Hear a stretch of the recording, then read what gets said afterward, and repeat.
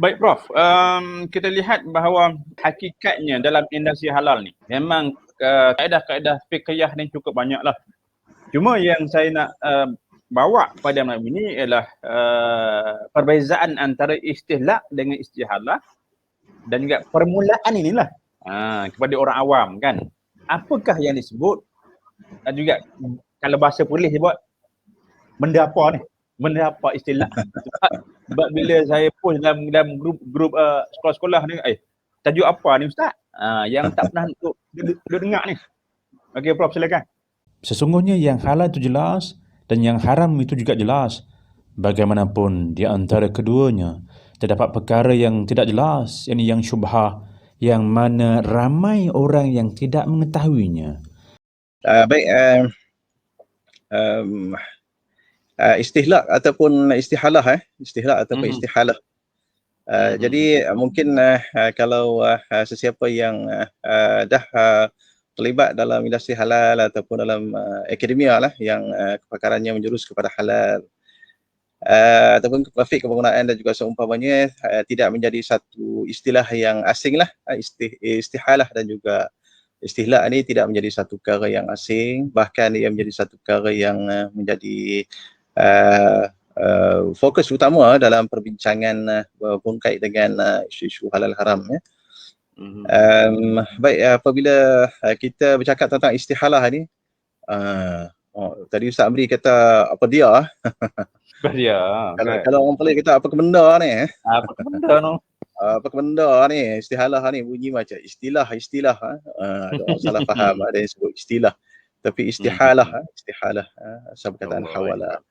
Maknanya bertukarlah dalam bahasa Arabnya. Kalau kita terjemah dalam bahasa Melayu kita bertukarlah. Maknanya pertukaran daripada satu bahan kepada bahan yang lain ataupun satu bentuk transformasi. Transformation. Ustaz Amri selalu tengok Transformers ke? Transformers. Filem Transformers. Transformers tu dia transform daripada helikopter ke, daripada kapal terbang ke, daripada lori ke, daripada kereta ke, ditukar jadi robot daripada robot itu menjadi benda-benda tadilah kita sebut tadi Optimus Prime ke, Bumblebee ke, saya tengoklah sikit-sikit layan jugalah sikit-sikit. Tumpang anak-anak juga. Ya. Itu maknanya dia bertukar daripada satu keadaan kepada satu keadaan yang lain dalam konteks fiqh. Dalam konteks fiqh kita cakap tentang perubahan daripada satu bahan kepada bahan yang lain melalui proses-proses yang tertentu sehingga menyebabkan bahan yang asal itu tidak lagi berada dalam keadaan yang sama. Dan dia telah bertukar dan pertukaran itu tidak membolehkannya untuk kembali kepada asal. Kalau Transformers tadi dia boleh tukar balik kepada dia punya yang asal itu. Optimus Prime itu dia bertukar menjadi itulah lori ke apa kan, saya pun tak ingat lah. Lepas tu dia boleh bertukar balik kepada keadaan asalnya kan. Jadi istihalah ni dia tak boleh tukar balik. Dia maknanya kita sebut sebagai irreversible transformation lah dalam bahasa polihnya. Irreversible transformation ataupun irreversible change. Dia tak boleh tukar balik kepada keadaan asal itu. Contoh paling senang yang selalu kita sebutkan ialah arak menjadi cuka. Arak menjadi cuka, jadi cuka itu dia tak boleh kembali kepada arak. Ataupun darah kijang yang menjadi kasturi. Darah kijang yang menjadi kasturi itu kasturi itu tidak, kalau nak tukar balik kepada darah kijang dia tak tukar lah. Jadi tak boleh kembali kepada asal.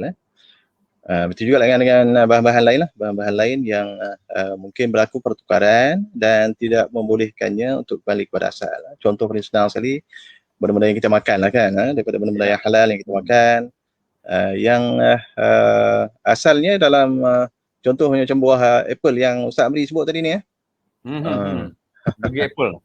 Buah apple ataupun ayam McD tadi ataupun fries tadi ni. Kentang goreng tadi ni. Dimakan. Kemudian masuk dalam sistem pengharaman kita, dia bertukar menjadi zat-zat yang menukarkan ia kepada tenaga kita, dan juga kemudian saki-baki daripadanya bertukar menjadi najis. Kemudian daripada zat-zat yang diserap oleh badan kita itu akan bertukar menjadi darah, akan bertukar menjadi daging, dan juga seumpamanya lah proses-proses tabi'i yang Allah SWT telah ciptakan bersama dengan manusia. Jadi makanan tersebut dia akan bertukar menjadi tenaga, bertukar menjadi darah, bertukar menjadi bahan-bahan lain lah dalam badan kita, dan boleh bertukar menjadi najis. Jadi begitulah contoh yang paling senang. Ada pun istihlak pula. Istihlak. Ada pun satu lagi Ustaz Amri sebut bola tadi ni. Nyokong Man U ataupun nyokong Liverpool dia masuk sokong Man City tu tukar agak tu. Tukar. Bertukar. Bertukar di sudut sokongan dia lah. Itu sajalah buat joke Ustaz Amri, tak apa kita santai-santai malam ni santai ya. Jadi siapa-siapa nak tukar daripada Liverpool ke Man U ke boleh lah. Nak mengistihalahkan dirinya untuk menjadi fans Man City just joking lah, just kidding. Okay. Baik, istihlak pula. Istihlak itu asal perkataan halaka. Halaka maksudnya musnah. Kalau istihlak itu maknanya termusnah lah. Maknanya istahlaka yastahliku istihlakun. Istihlak itu bermaksud telah termusnah. Termusnah dalam keadaan maknanya dia berubah lah. Daripada keadaan asalnya dia telah termusnah menjadi satu benda yang lain. Ataupun dia bertukar menjadi tempat, bertukar menjadi bahan yang dia masuk dalamnya, dalam bahan tersebut. Dia bahan lain, kemudian dia masuk dalam bahan lain, dia bertukar menjadi bahan yang dia masuk tersebut. Contoh paling senang, apa kita nak bagi contoh okey, kita pilih contoh najis lah. Kita berikan contoh. Contohnya seekor burung dia terbang masuk dalam tempat pemprosesan garam. Matilah, tak boleh nak diselamatkan, dia mati. Cedera ke apakah, dia mati kat situ, kemudian bertukar menjadi garam sepenuhnya. Jadi itu disebut sebagai istihlak lah, maknanya dia termusnah dan segala fizikalnya telah transform ataupun telah berubah menjadi garam. Jadi mungkinlah ada saki baki dia punya bulu ke ataupun tulang ke dalam tu, kalau maknanya dalam tempoh yang lama dia akan bertukar menjadi garam terus lah.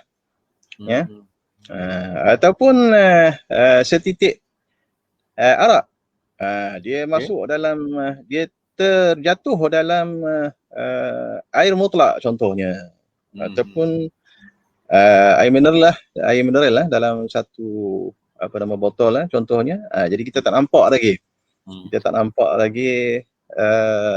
arak tersebut lah, titisan arak tersebut dalam air mutlak tersebut, air yang boleh diminum tersebut. Jadi kita tak nampak lagi, itu kita sebut maknanya termusnah ataupun diluted lah dalam bahasa dilution dalam bahasa pelihnya.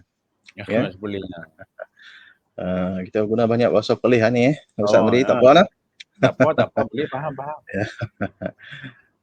Jadi begitulah. Jadi maksudnya itu dari segi konsepnya macam itulah. Dari segi konsepnya, jadi dia akan merubah, akan bertukar hukumnya daripada status yang asalnya mungkin halal kepada yang tidak halal, ataupun yang tidak halal kepada yang halal. Begitulah yang mungkin kita akan sambung lepas ni lah Ustaz.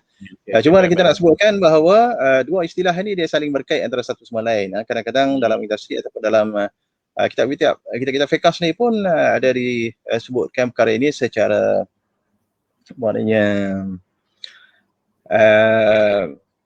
satu makna, dua istilah yang berbeza tapi makna yang sama. Kadang-kadang digunakan istilah yang sama untuk menunjukkan makna yang istilah yang berbeza, dua istilah yang berbeza, istihlak ataupun istihalah, untuk menunjukkan makna yang sama, iaitu perkara tersebut telah berubah daripada satu sifat asalnya kepada satu sifat asal yang lain, kepada satu sifat yang lain, kepada sifat baru yang lain. Sifat asalnya berbeza kepada sifat yang baru yang berbeza. Begitulah dari sudut fahaman konsep asasnya, begitulah. Itu adalah istilah dan juga istihalah kan. Ya. Ada lagi Ustaz, istilah-istilah yang berkaitan, istilah seperti inqilab contohnya. Inqilab maksudnya tukar juga. Betul Bukan juga. inqilab, maksudnya revolusi ataupun rampasan kuasa dalam istilah politik. Dalam istilah politik ini istilah yang itu dengan Dr. Hafiz ni. Inqilab, revolusi ataupun rampasan kuasa. Dia sebut juga dalam konteks istihalah itu kadang-kadang disebut inqilab, maknanya dia bertukar daripada satu bahan itu kepada bahan yang lain, itu maknanya dia telah bertukar dari sudut bahan, daripada sudut nama, zat, sifat, bertukar semua sekali lah. Jadi sebab itulah disebut sebagai inqilab, inqilab, istihlal ataupun istihalah.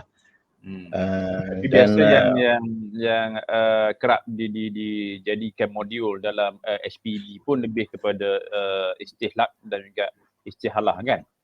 Ya, betul. Kena tambah satu lagi kaedah lah ya.